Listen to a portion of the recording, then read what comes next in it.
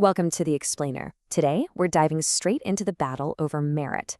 We're going to peel back the layers and look at why the conservative movement is currently experiencing this really intense internal fracture over legal, merit-based immigration. And, more importantly, we'll see how this debate is actively reshaping political platforms right before our eyes. You know, the Republican Party has historically built its identity on a pretty straightforward promise: supporting legal, skill-based immigration. For years, the narrative was crystal clear. If you come legally, work hard, and bring the right skills, you'll be judged purely on your merit. So that begs the question, why is the party of merit suddenly fighting a political civil war over the exact same system it championed for decades? Okay, so to make sense of this shift, we've got to talk about the H-1B visa, which has long been the absolute cornerstone of this merit-based promise. Simply put, the H-1B is a special visa granted to skilled foreign workers, mostly in STEM fields, science, tech, engineering, and math. Since they were rolled out back in 1990, these visas have been absolutely critical to fueling the American tech industry. For a long time, this specific pathway was basically the modern ladder to the American dream. The traditional steps were super straightforward. First, earn a STEM degree abroad, very often in India. Next, attend a graduate school here in the US, and finally, secure a lucrative US tech job. This merit-based system allowed highly educated immigrants to build wealth, drive innovation, and eventually step up to lead some of the biggest American corporations.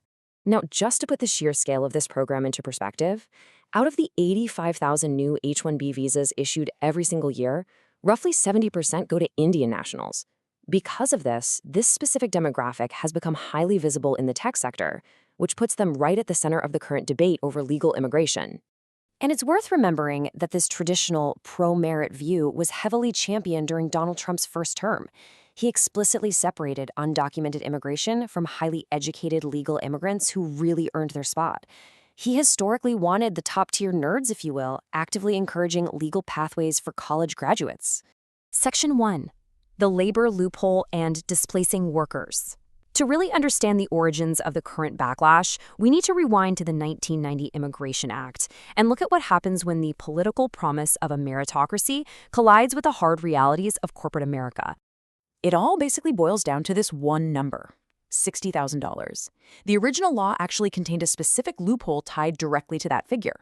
It stated that if a corporation paid a foreign H-1B worker over $60,000 a year, they were completely exempt from having to prove that they even tried to hire an American citizen first. And, well, this loophole led to some highly publicized, incredibly frustrating situations where American workers were fired and literally forced to train their cheaper foreign replacements before they could even get their severance. As Bruce Morrison, who actually co-authored the original 1990 bill, pointed out, the program was effectively hijacked to displace Americans. And as you can imagine, this sparked some intense bipartisan outrage. Section 2. The MAGA Civil War and a Party Divided. This systemic abuse really acted as the catalyst for a deep ideological split that is currently tearing through the conservative movement when it comes to the future of the American workforce. So you've got two camps now. On one side, there's the corporate or tech wing, featuring figures like Elon Musk, arguing that America absolutely must value top-tier global talent if we want to maintain our edge in worldwide innovation.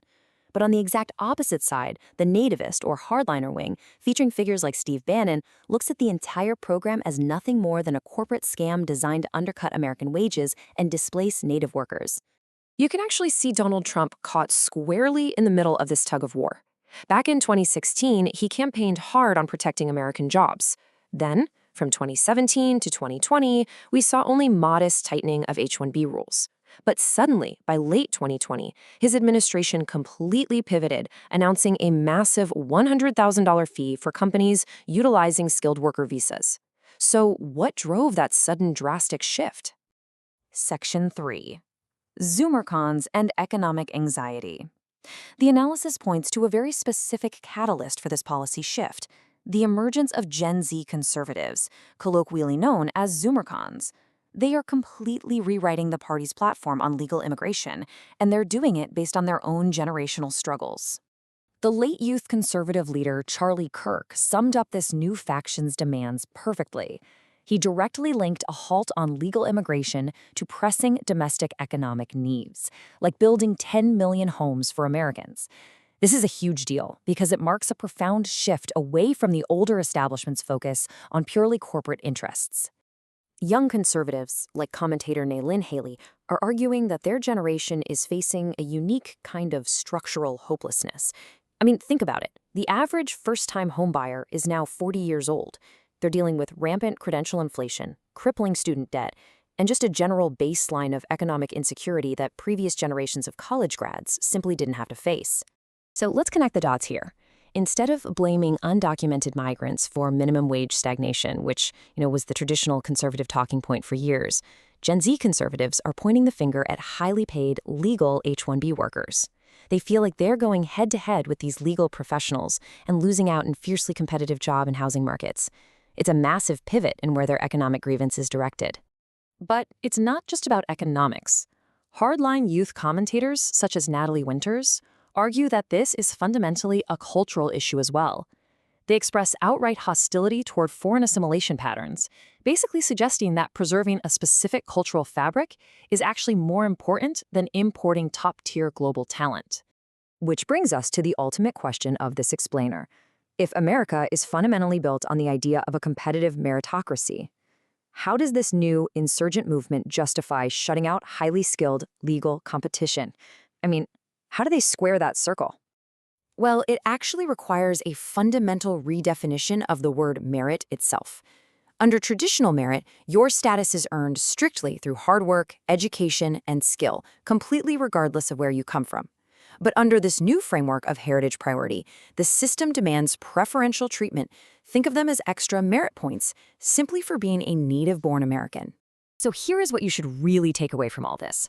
By appealing to a zero-sum economic mentality to soothe the very real, very intense generational anxieties of young voters, this new wing of the party is actively shifting the paradigm.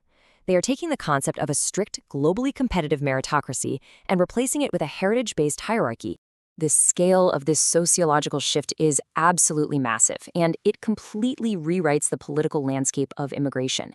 And it leaves us with one final, pretty provocative thought. If America actually abandons pure competitive merit in favor of a heritage-based system, what is that ultimately going to cost us on the global stage of innovation? Will we still be the top destination for the world's brightest minds? Thanks so much for joining me for this explainer, and I'll catch you next time.